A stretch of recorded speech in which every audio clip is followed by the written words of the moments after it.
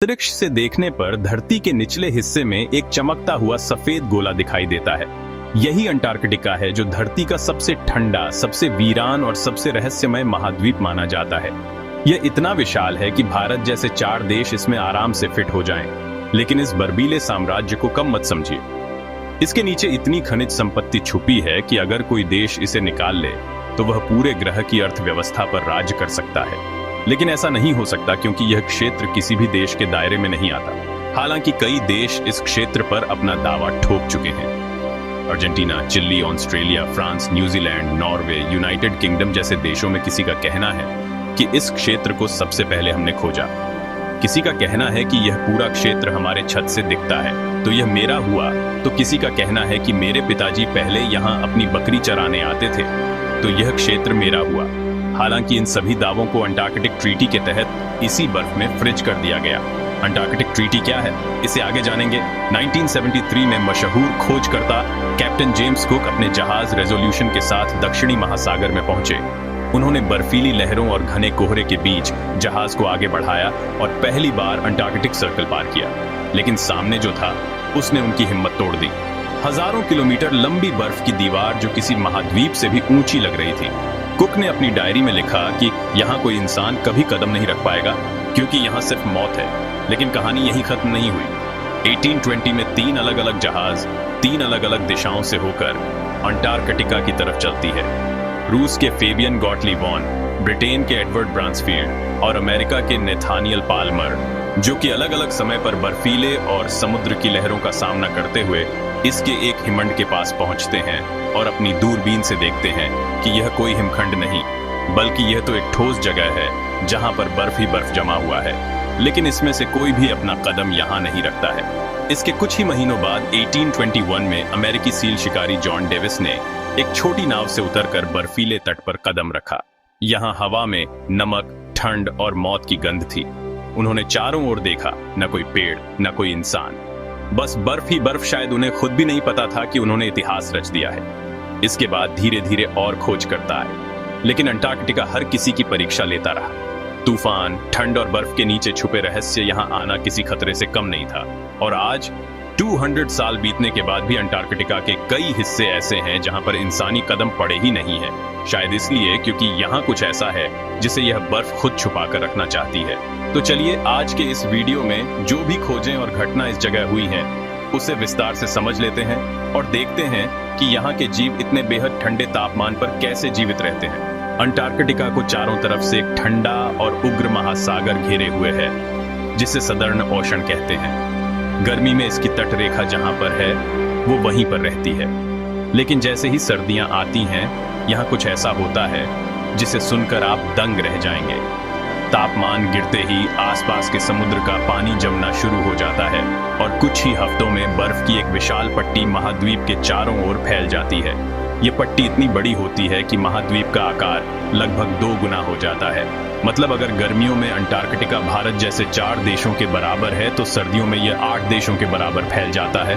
और यह बर्फ कोई साधारण बर्फ नहीं होती, बल्कि यह 1 से 3 मीटर मोटी चाकू जैसी धार वाली तेज हवाओं में टूटती फटती बर्फ है, जो महासागर में तैरते हुए भी एक दुर्ग जैसा काम करती है। समुद्री जीवों के लिए यह जगह जीवन का सहारा है, लेकिन इंसानों के लिए यह एक ऐसी दीवार है जो महाद्वीप को पूरी तरह बाहरी दुनिया से काट देती है। अंटार्कटिका की सतह पर जो बर्फ फैली है, वो सिर्फ एक परत नहीं है, बल्कि यह बर्फ इतनी मोटी होती है कि यह औसतन 2 किलोमीटर से भी ज्यादा गहराई तक फैली होती है। सोचिए, अगर यह बर्फ पिघल जाए तो इतना पानी निकलेगा कि पूरी धरती के समुद्र का स्तर कई दर्जन मीटर ऊपर तक उठ जाएगा। लेकिन मोटाई ही इसकी असली चुनौती नहीं है। यहाँ का तापमान इतना कम है कि गर्मियों में भी औसतन -20 डिग्री सेल्सियस और सर्दियों में तो -60 डिग्री सेल्सियस तक गिर जाता है। कुछ जगहों पर तो यहाँ का तापमान -89.2 तक रिकॉर्ड हो चुका है, जो धरती का अब तक का सबसे कम तापमान माना जाता है। अंटार्कटिका में चलने वाली हवाओं को कैटाबैटिक विंड्स कहा जाता है। यह हवा पहाड़ों और बर्फीली ऊंचाइयों से नीचे की ओर गिरती है और गिरते गिरते इसकी रफ्तार 320 किमी घंटे तक पहुंच सकती है, यानी एक तेज रेसिंग कार से भी ज्यादा। इन हवाओं में तापमान इतना कम होता है कि कुछ ही मिनट में खुली त्वचा जमने लगती है। हवा इतनी घनी और ठंडी होती है कि अगर आप इसमें सीधे खड़े हो जाएं तो सांस लेना भी मुश्किल हो सकता है। अंटार्कटिका की चमकती सफेद सतह के नीचे सिर्फ बर्फ ही नहीं है, बल्कि यहाँ ऐसा खजाना छिपा है जो अगर बाहर आ जाए तो पूरी दुनिया की अर्थव्यवस्था की दिशा बदल सकता है।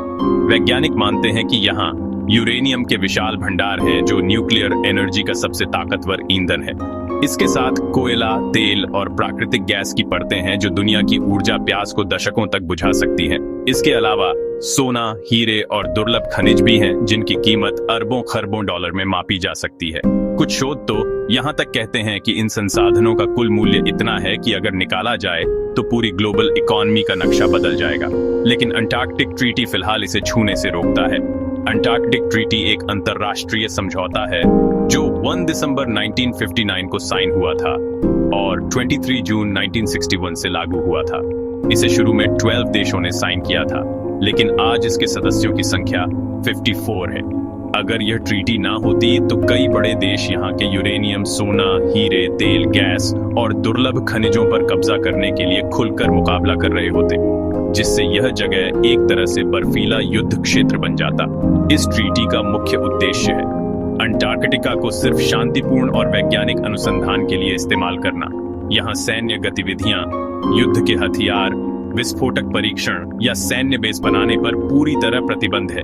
इसके अलावा खंडन और प्राकृतिक संसाधनों के कमर्शियल एक्सप्लॉयटेशन पर भी रोक है। मतलब आप यहाँ खुदाई नहीं कर सकते। हर सदस्य देशों के वैज्ञानिक यहाँ खुले तौर पर रिसर्च कर सकते हैं और आपस में डाटा शेयर कर सकते हैं। जहाँ इंसान की हड्डी तक जम जाती है, वहाँ पर कुछ जीव ऐसे हैं जो बड़े आराम से सरवाइव कर रहे हैं, जैसे एपरर पेंगुइन्स जो 1.5 मीटर तक लंबे हो सकते हैं और -60 डिग्री सेल्सियस तक की कड़ाके की ठंड में भी अपने अंडों को पैरों पर रखकर कई हफ्तों तक बिना खाए पिए उनकी देखभाल करते हैं।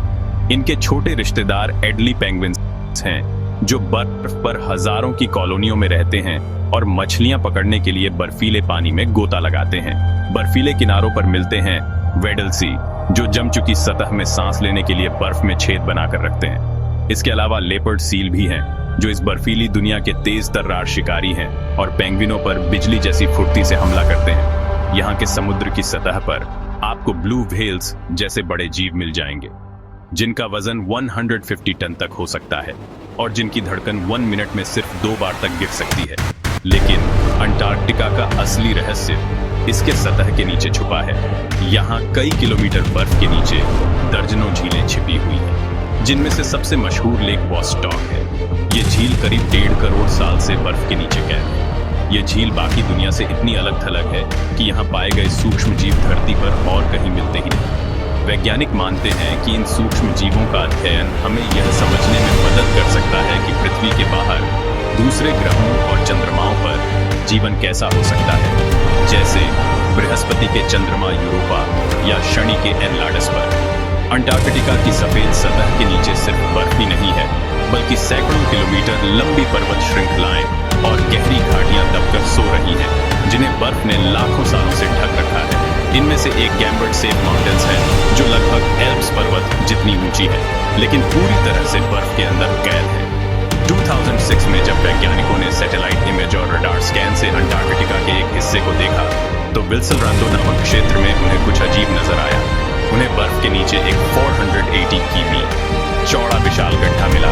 कुछ विशेषज्ञों का मानना है कि यह एक प्राचीन उल्कापिंड के टकराने का निशान हो सकता है, जिसने करोड़ों साल पहले डायनासोर जैसी प्रजातियों के लिए तबाही मचा दी होगी। लेकिन यहीं से कुछ अफवाहें और रहस्य का चर्चा भी शुरू हुआ। कुछ लोगों ने दावा किया कि यह गड्ढा किसी दबी हुई प्राचीन सभ्यता का सबूत हो सकता है, जबकि यूएफओ शोधकर्ताओं ने इसे एलियन बेस से जोड़ दिया। हालांकि विज्ञान ने इन दावों को पुख्ता सबूतों से साबित नहीं किया है, लेकिन विल्सलैंड का रहस्य आज भी रोमांचक कहानियों को जन्म देता है। अंटार्कटिका की बर्फ में दुनिया के मीठे पानी का लगभग 70% पानी जमा है। सोचिए, अगर यह बर्फ पूरी तरह पिघल जाए तो समुद्र का जलस्तर 60 मीटर तक बढ़ जाएगा। ऐसा होने पर न्यूयॉर्क, मुंबई, टोक्यो, लंदन जैसे दुनिया के बड़े तटीय शहर पानी में डूब जाएंगे। करोड़ों लोग अपना घर और जमीन खो देंगे और पूरी मानव सभ्यता का नक्शा बदल जाएगा। अंटार्कटिका में कोई स्थायी मानव बस्ती नहीं है, लेकिन हर साल सैकड़ों वैज्ञानिक यहाँ आते हैं क्योंकि यह जगह धरती का सबसे बड़ा प्राकृतिक लैबोरेटरी है। वैज्ञानिक रिसर्च स्टेशनों में रहते हैं जो बर्फ के बीच मिनी शहर जैसे होते हैं। इनमें सोने के कमरे, लैब, किचन और मेडिकल सुविधाएं होती हैं। यहाँ का तापमान सर्दियों में जब -60 डिग्री सेल्सियस से भी नीचे चला जाता है तो यह सब मल्टी लेयर कपड़े, थर्मल सूट और खास बूट पहनते हैं। खाने के लिए ज्यादातर कैन में पैक फूड और फ्रोजन सामान इस्तेमाल किया जाता है क्योंकि यहाँ खेती नामुमकिन है। बिजली और गर्मी के लिए जनरेटर और कभी-कभी पवन ऊर्जा का इस्तेमाल किया जाता है। यहाँ दिन और रात का पैटर्न भी अनोखा है। गर्मियों में सूरज हफ्तों तक डूबता नहीं और सर्दियों में महीनों तक अंधेरा रहता है। लेकिन इन कठिन परिस्थितियों के बावजूद वैज्ञानिक यहाँ रहते हैं क्योंकि अंटार्कटिका के रहस्य सुलझाना मतलब पूरी पृथ्वी और उसके भविष्य को समझने जैसा है। इस बर्फीले क्षेत्र ने बहुत से लोगों को निगला भी है। इस जगह कई विमान और नाविकों के साथ हादसा भी हुआ है क्योंकि खराब विजिबिलिटी और बर्फीले तूफान के कारण उन्हें ढूंढा ही नहीं जा सका है। वैसे अगर आपको कभी मौका मिले यहाँ जाने के लिए तो क्या आप यहाँ जाना चाहोगे? कमेंट में जरूर बताइए क्योंकि हमें भी तो पता चल सके कि ऐसी जगहें किस किस को पसंद है।